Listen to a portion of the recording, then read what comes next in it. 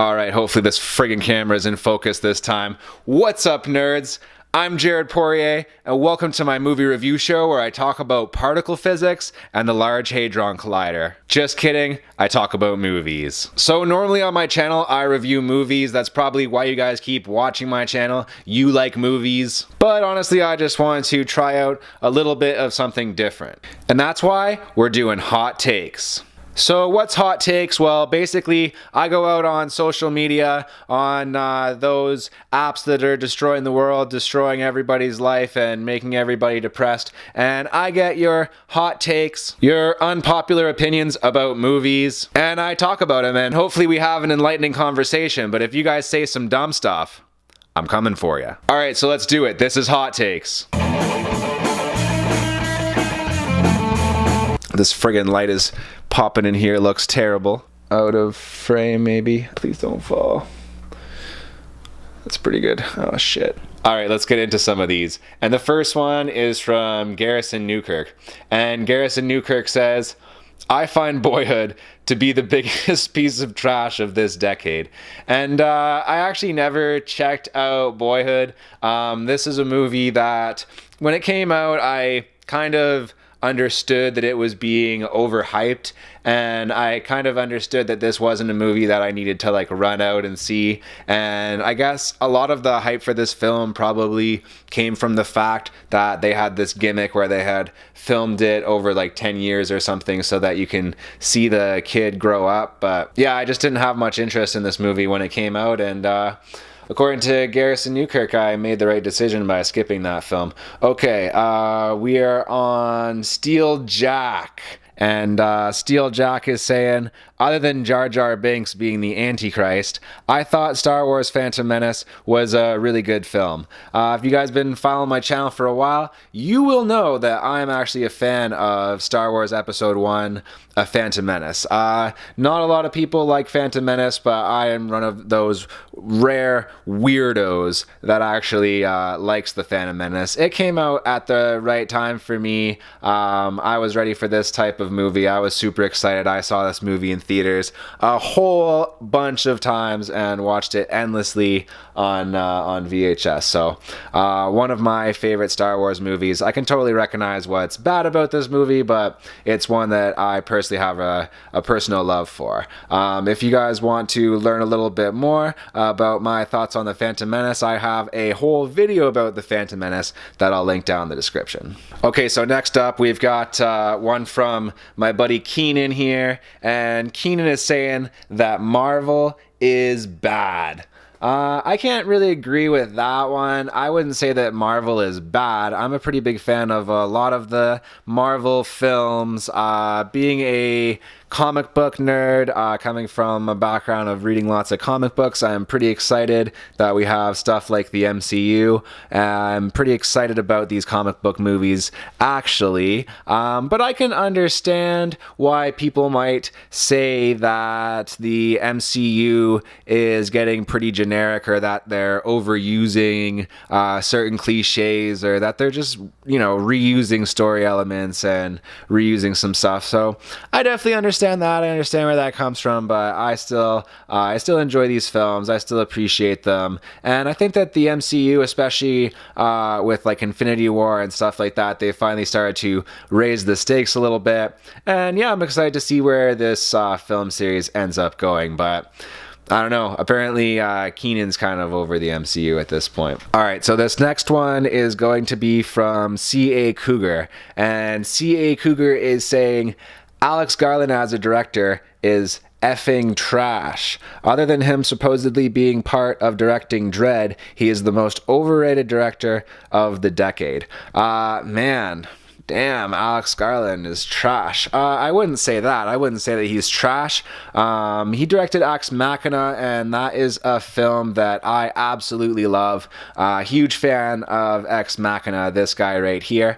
I also enjoyed Annihilation. I thought that that was a film that was very ambitious, that tackled a lot of interesting ideas. A little bit wonky on the execution, but I did like Annihilation at the end. And what else? else? Well, Alex Garland also had a hand in directing Dread, and that is a film that I liked a lot as well.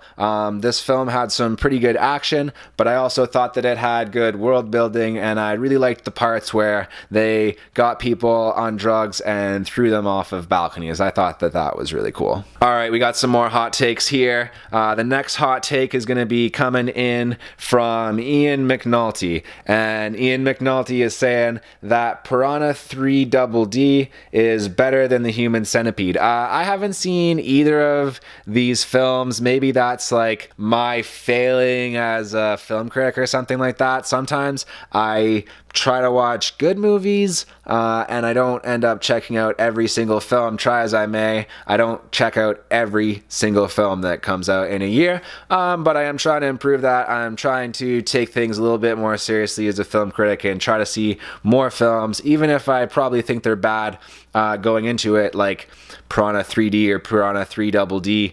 You know, not films that I would expect a lot from, but probably if I want to be able to say that I'm a very serious film critic, I gotta start checking out these types of films, and I don't know, maybe I'll have to watch Human Centipede, but I don't really want to. Okay, moving right along here, we've got one from Tiffany Green, and Tiffany is saying that Frozen is overrated, overpraised, and overhyped. So Tiffany is coming at Frozen here, and all I can really say about that, Tiffany, is that my nephew Ted loves Frozen, and if he heard you talking bad about Frozen like that, he would probably be pretty sad, and he would probably have something to say about it. But me personally, I don't care that much about Frozen, so you know, whatever. Tiffany, shots fired at Frozen here from Tiffany. I'll let you guys make of that what you will.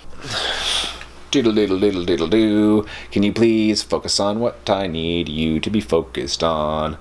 Alright, so this next one's pretty hot, and this one is going to be from Alex Mayer, and Alex is saying that 300 is the worst film based on a historical event ever made. And I just can't agree with Alex here. I actually really like 300. I know that it's ridiculous. I know that it's not historical at all. But I find this movie super fun. This was one of the first times that as a young teenage boy, I got to go to the theater with my dad and we watched a really honestly gory movie together.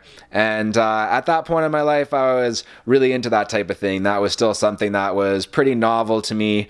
These days, I've seen quite a bit of gore movies. It doesn't really impress me that much as it used to, but seeing the action in 300, as goofy as it is and cliche now, and you know, just a bit silly to have these slow motion action scenes and all of that, but at the time, it just blew me away, and I really enjoyed the action in this movie. I enjoyed the gore effects in this movie, and honestly, I don't think that Zack Snyder is that bad of a director. Visually, he's an amazing director. As far as like thematically and stuff like that, maybe not that great. Maybe he doesn't always get the best performances out of his actors, but visually, I think that Zack Snyder is a pretty good director, and that 300 is a pretty entertaining, if flawed, film. Alright, so the next one we got here is going to be from Ray Bright, and Ray Bright is saying, in all honesty, popcorn is too expensive. And I think that is true when you're talking about popcorn at the movie theater. Definitely too expensive. They're charging a lot for popcorn. Popcorn isn't really that expensive a thing to make, so that's a bit of a ripoff. However, if you're just going to watch movies in your house, like I do quite a bit of the time, then, you know, it's okay to just go and buy some popcorn. You can get like a 10-pack of Orville Redenbachers. Maybe it costs you like $1 per bag or something like that. So, yeah, if you want to save on popcorn, well, like anything, even when you go to the theater, you know, you can sneak in some treats, right? Like, everybody does it. I know you're not supposed to, but... Okay, so next up, we've got a hot take from my buddy Amir, and he's saying that around 1.5 hours is the perfect length for a movie. Lots of films above 2 hours could cut some parts out and get down to at least under 2 hours. And, you know, I kind of agree with Amir here. Not necessarily at the 1.5 hour mark. I think that works for a lot of like animated movies, which is more of Amir's forte. I think that with a lot of movies though, 2 hours is definitely long enough. I don't think that the majority of films need to be, 2.5 hours long. I mean, most of the time, the 3-act structure works pretty well, and you can bang out a pretty good movie in, maybe 145 to 2 hours. And if it's an animated feature, you could probably get away with like an hour and a half. But there are definitely enough movies that I've seen where they are just too friggin' long. Like, you don't need 2.5 hours of a superhero film in most cases. Like, that's just unnecessary. I'm looking at you, Batman versus Superman. All right, and going right along here. I mean, Amir's take, gotta say it wasn't that spicy, but we got a spicy one right here. So Ryan Cam is saying that Michael Bay is a good filmmaker. And when it comes to Michael Bay, I don't hate all of his movies. I think that the Transformers thing got completely out of control, but pretty much anybody can admit that. Pretty much anybody with a mind can admit that way too long into this Transformers franchise, it just became trash. Even if it maybe started out okay with the first Transformers movie, these films just kind of got progressively worse, and they're just throwing more and more shit in there, and they're pretty terrible. But Michael Bay has made more than just the Transformers movies. He's made a little movie called Pain and Gain that I actually like, a movie that I might review sometime. Michael Bay is definitely a nihilist, and he's definitely into commercialism. He's definitely into like this commercial ideal of like sexy women and fast cars and all of this type of stuff. And that's why that stuff is always in his movies. But he definitely has a point of view. He definitely has a distinct style. So I don't know, is Michael Bay a good filmmaker? Well, I guess you'd have to say, like, even if every film that Michael Bay has made isn't necessarily good, he's made enough good ones, and he does have enough talent that I guess you could say that Michael Bay is a good filmmaker. All right, we got another hot take here. This one I'm not so sure is hot as just like this guy is from another universe or something, because Chase Petty over here is saying that Ant-Man is the best MCU movie, and that's just obviously not true. Ant-Man is okay, it's kind of funny, but I'm not even sure it's the funniest MCU movie. I'd say I probably laughed the most at Thor Ragnarok.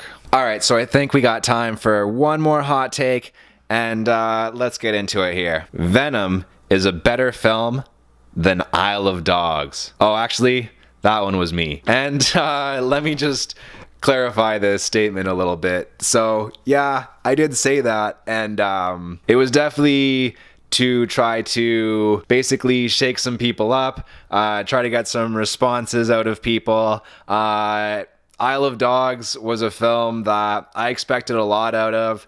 Having come from just watching Wes Anderson's movie Grand Budapest Hotel, I thought that one was pretty pretentious, but I still found some heart there, and I still ended up liking that movie. But with Isle of Dogs, like, just the deadpan acting and how it portrayed Japanese culture, and just a bunch of dirty old dogs in a dirty old dump. I just didn't like the movie, and people were pretty upset that I didn't like Isle of Dogs. So just to kind of poke at them a bit, I did make that post saying that Venom is a better film than Isle of Dogs. Do I really think it's better? Maybe, like, it's not as quality a film, but it's definitely a film that I probably enjoyed more. In fact, I can say that I definitely enjoyed Venom more than Isle of Dogs. I definitely found it more entertaining. If you guys want to know my full thoughts on Venom, you can go and watch that entire review. In fact, I'll link my review for Venom and the video where I cover Isle of Dogs in the description as well. But yeah, Venom was kind of a funny movie, especially that part when he gets in the lobster tank and stuff. It's a mess, but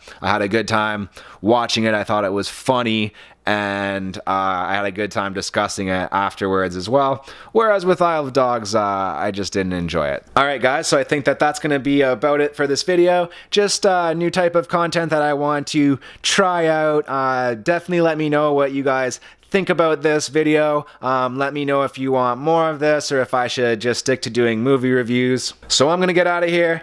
Thank you guys so much for watching. I love you guys, and I will see you guys next time.